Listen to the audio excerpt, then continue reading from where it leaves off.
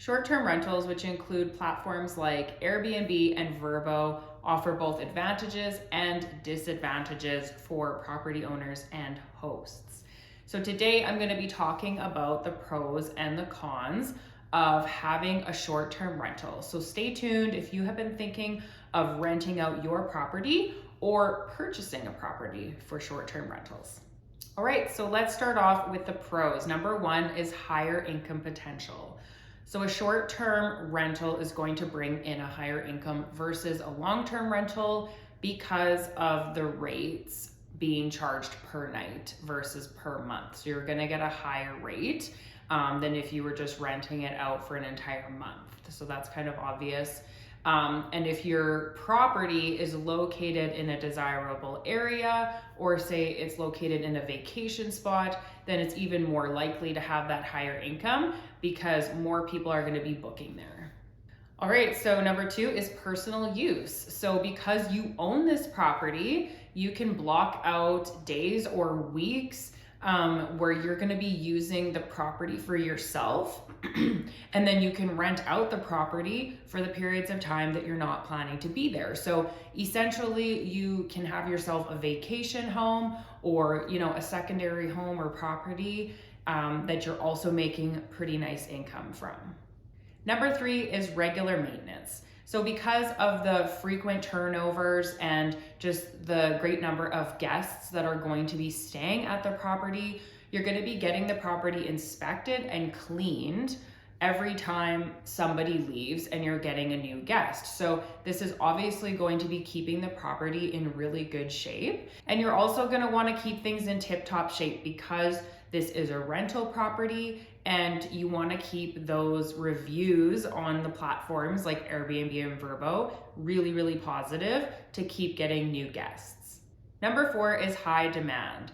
In vacation spots and just tourist areas, short-term rentals can remain strong year-round. So I would say that the majority of people traveling would prefer to stay in a home or like a property like a short-term rental versus a hotel, just simply because of the amenities that are offered and provided by the host. So they're definitely in higher demand, especially for families. All right, so let's move on to the cons of hosting a short-term rental. So number one is time and effort.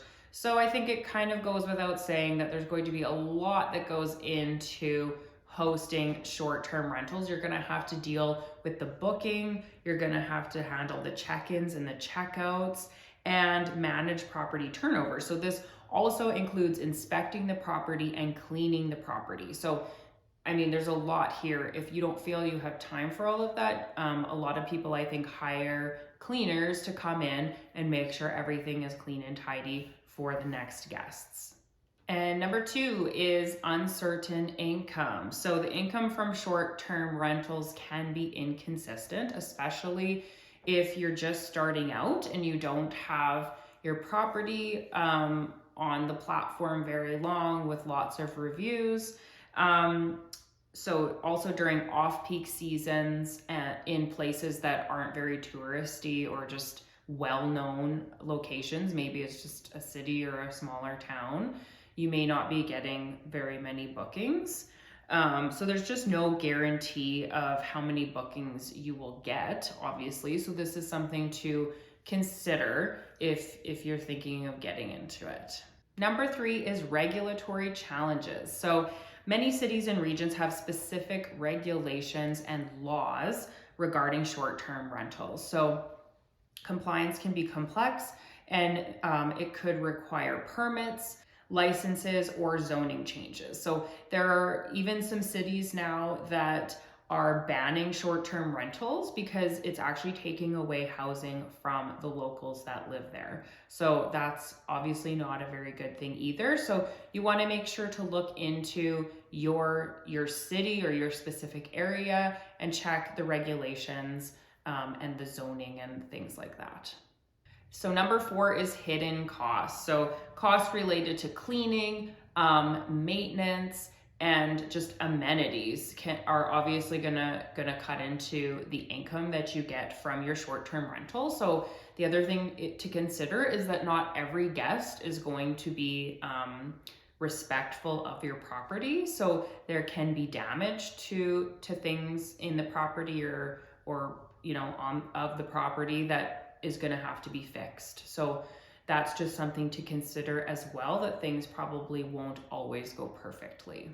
All right, so in conclusion, make sure that you really think about these things and consider the pros and cons before getting into short-term rentals. There's certainly a lot of potential for income, and like we talked about early, having your own vacation property and all of these things sounds wonderful, but there are also the cons with owning a short-term rental. So make sure you look into these and do your research. So thanks you guys for tuning in. I will see you in the next video.